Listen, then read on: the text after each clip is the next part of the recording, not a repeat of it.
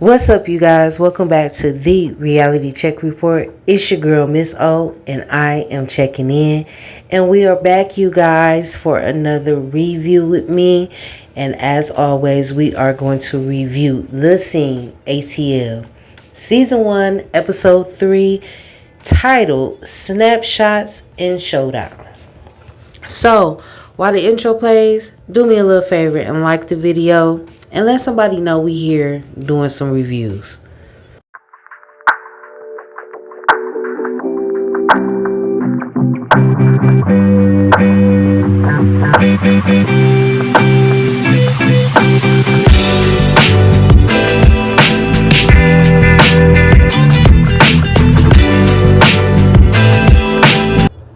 So as we open this scene, we are starting off with Delon, and he is doing a 2-for-1 photo shoot special for his birthday and the grand opening for his new med spa.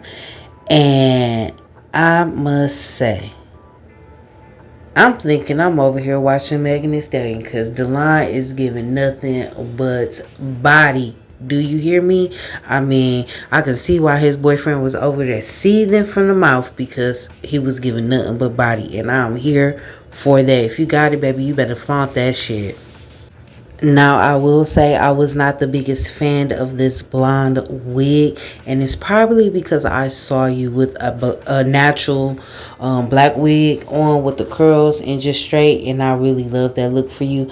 But for your birthday photo shoot, if it was me, I would have opted to put you in a rich chocolate brown wig, specifically with what I would call Detroit layers. And if you don't know nothing about that, just look at Cash Doll. How Cash Doll with her hair. With a chocolate wig, baby, I think you would have ate down. But nonetheless, your photo shoot went by smoothly and you look good. While shooting his photo shoot, Delon did let us know that he had a medical condition dealing with his thyroid, and it turned into something else. Delon, I'm just happy that you was able to catch it and rectify the problem. So now we're moving on to the primary scene of the episode, which is Miss JT inviting the collective out for a Mexican dinner. First to arrive is Scotty. And then we see Delon walking through the door, but Bendo is already there with Scotty, so they all make their acquaintance. Next, DJ the singer walks in, followed by Miss JT. Now that everyone has arrived, they get their pleasantries out the way. We find out that DJ the singer and Bendo worked on a project together. We also found out that Delon and Bendo also know one another through another project that actually didn't see the daylight. So we sit down after we find out most of the gang know each other. They get down to the nitty gritty, which is the storyline of the season. Scotty and Bendo. So first let me say, Scotty, your confessional look. Oh, this is you. In one of your lives you said that Carl's boyfriend styled you. I'ma need you to let him style you some more, cause I love this look. It's giving. It's giving. So Bendo in his confessional let us know that he was feeling weird vibes between JT and DJ the singer. And that kind of threw me off because I didn't know what was going on. But we will find out that they had some little rift that they had to talk through, and they got over it. So we found out that Carl is out of town for business. So Miss JT has decided to get the collective together so that they can meet one another. And she also wants to clear the air about this Scotty and Bendo thing. Now, I have written down some notes here. We found out that DJ and Bendo were on something called All the Way Up. I hadn't heard of it, but it makes me kind of want to double back and go see what that was about, to see what Scotty saw in Bendo to make him even reach out to his friend. So Miss JT brings up her mentioning to Scotty about Bando being a cloud chaser. And Miss JT wanted to know how Scotty brought the information to Bando because she couldn't fathom why Bando was so uptight about the cloud chasing situation. And I just need her to understand that you're pushing this issue a little too hard for me. I get being a friend and wanting to protect your friend, but you and Scotty wasn't even friendly enough where you felt like you can even approach him about the situation. And it's coming across as you just want to be a messy bitch and a nosy bitch. And I hope that's not true, but that's how it's coming across. Either way, these people have told you that they're not dating. They're just trying to figure out. They can't give you an answer because they don't have an actual answer. So either you need to be good with that. No, let me rephrase it. You need to be good with that and you need to let the shit go. If what they got going on ain't bothering them, it shouldn't be bothering you either. At this point, we on episode 3. I hope we getting something else because Miss JT, I'm sick of it. And also to piggyback off, you wanted to know how Scotty delivered that bone to Bando. It really doesn't matter how he brought it back to him because it was evident that the shade was there. So whether he brought it back the way you said it to him or with a little bit of sauce on it, at the end of the day, it still was shady because at this dinner, we're still talking about the cloud chasing thing. Now, her concerns about Bando are valid. What I'm saying is they trying to figure out what they got going on. So until they get it figured out, they can't give you a direct answer. And you have to be okay with that. So just leave it here at this point. Now, what was funny was that Bando didn't even think Miss JT would be coming to Scotty with this kind of situation. He actually thought it was Nikki, who was a part of their friend group. I'm not really too familiar with her, so I can't say if she would have brought that to Scotty or not. But either way, Bando know that Miss JT brought this situation up. So now he's just going to keep coming for her because she started it. So the line asks the question that everybody's been wanting to know the answer to. And he asks, so are you guys together? And they both collectively say no, essentially. And Miss JT said, see, this is the problem. Every time someone asks you, are y'all together, y'all never give a direct answer. And again, they can't give you a direct answer because they're trying to figure out what they got going on and don't want to put no labels on what they got going on. So as Bando changes the subject with DJ about mutual friends they have together, Miss JT and Scotty dips off for a one-on-one. So when the confessionals come on, Scotty wants to know why JT is pulling him to the side, but he can already tell and smell that she is about to bring him some bullshit. In Bando's confessional, he say, I want to know why she pulling my man. See, this why people confused and people want a direct answer, Bando. I mean, the optics, man. I think all season, my word is going to be optics for Bando. But anywho, during this one-on-one, they have Scotty comes back to the table and he brings the one-on-one to the table. So, according to Miss JT in the streets of Potomac, someone has told her that while Bando is here in Dallas, he's sleeping with somebody.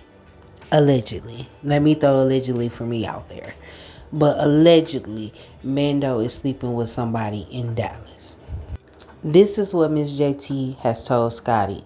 Now, Scotty isn't unfamiliar with the rumor about Bando supposedly sleeping with somebody in Dallas. He's heard about it, but he's never brought it up. He's never asked him. So, Scotty, is about to throw it on the table. So like I said, Scotty put it on the table and straight up asked Bando, was he sleeping with somebody when he was in Dallas? And Bando said he wasn't sleeping with nobody in Dallas. He looked him in the eye and said, I wasn't sleeping with nobody in Dallas. But then he turns to JT and say, so this your lick back? Am I the only one who wants to know what she will be getting her lick back for? Can somebody let me know? Anybody know? Anybody know?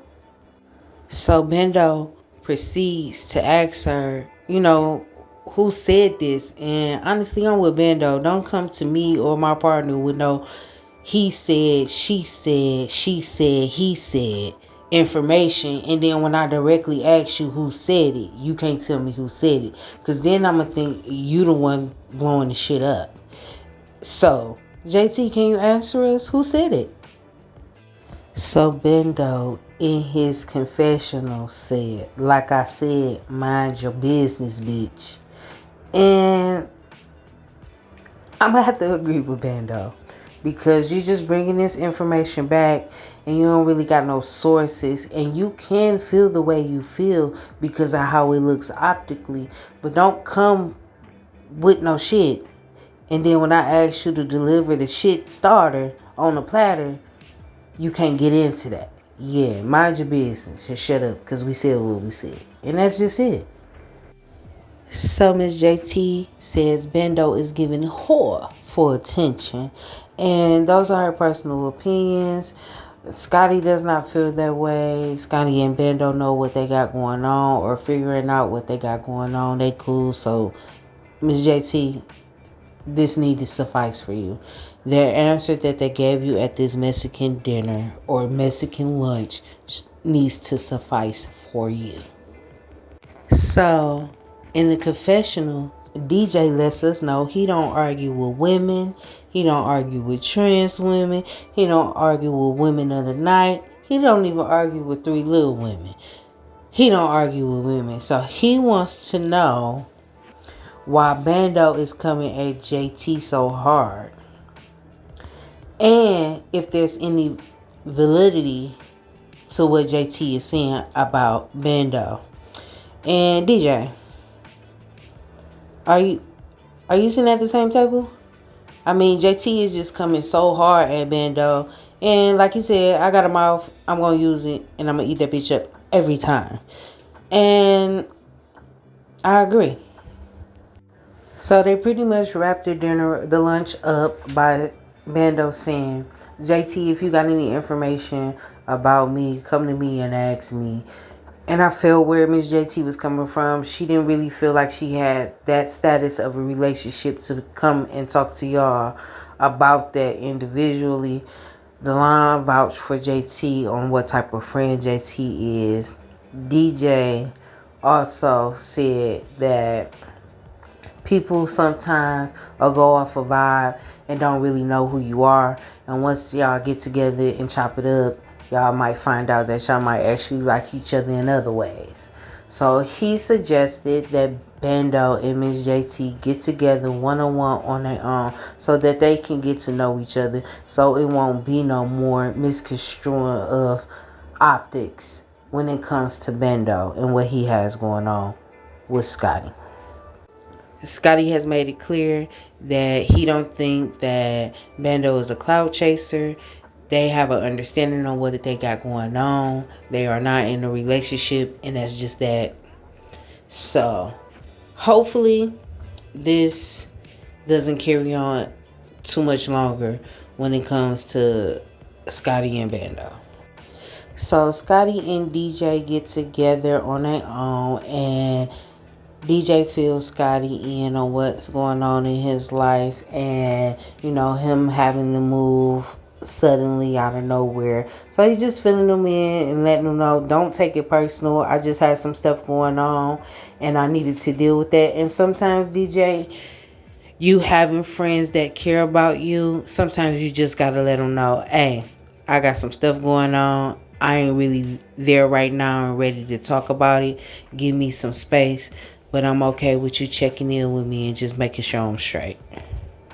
DJ also proceeds to ask Bando what's going on with these rumors in regards to him going out to Dallas, sleeping with somebody, and this whole thing going on with Scotty. Because as y'all know, DJ is the reason why these two are in a situationship.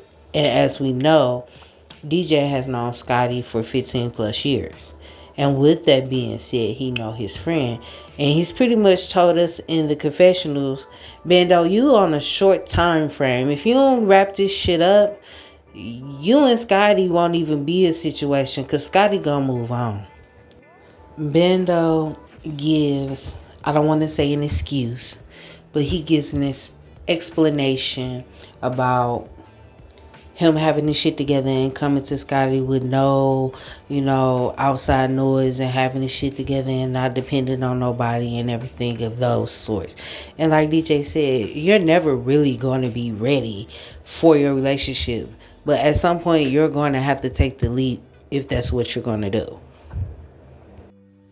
It almost sounds like that DJ got some inside information that the crowd or Bando doesn't know.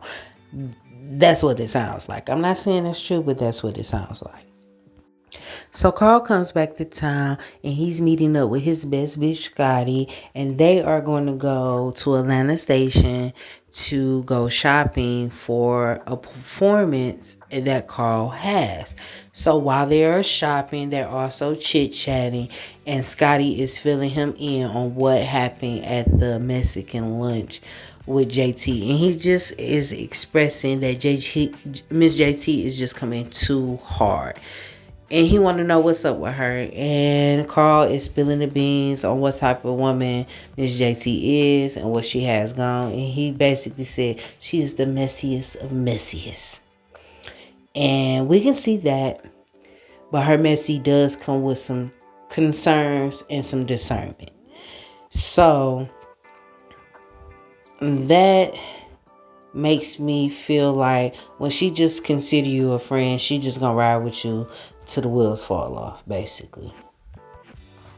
Scotty fills K-Star on what he has going on with Bando, and people just really want to know. He also explains to him that he got to sit down and he got to meet with Delon for the first time, and that Delon was giving him Tamar Braxton tees. And I can see that going back and looking at my albums and her album cover, it's definitely giving Tamar tees.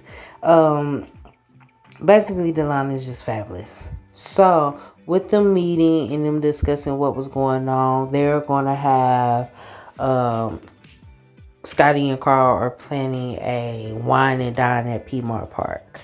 So they're discussing what they should have for the wine and dine that we're considering. Of course, wine. Carl was saying he needed crackers and olives. Crackers and a little bit of cheese. And they was just figuring out what they should bring and how they think this meeting may come across. But that was pretty much it for the episode. This episode, I'm going to give it a solid B, and I want to give it an 89.2 because it sounds like they listen to our concerns with the music volume. So it seems like which episode is going to get better, and I do appreciate y'all listening to our concerns as far as what us viewers are seeing across our screens and TVs and mobile phones and all of that. So if you made it to the end of the video, do me a favor, drop a green heart in the comments, engage with me, talk about what you seen in the episode. If it's something I missed, charge it to my head and not my heart. And with that being said, I'm your girl, Miss O, with the Reality Check Report, and I am checking out.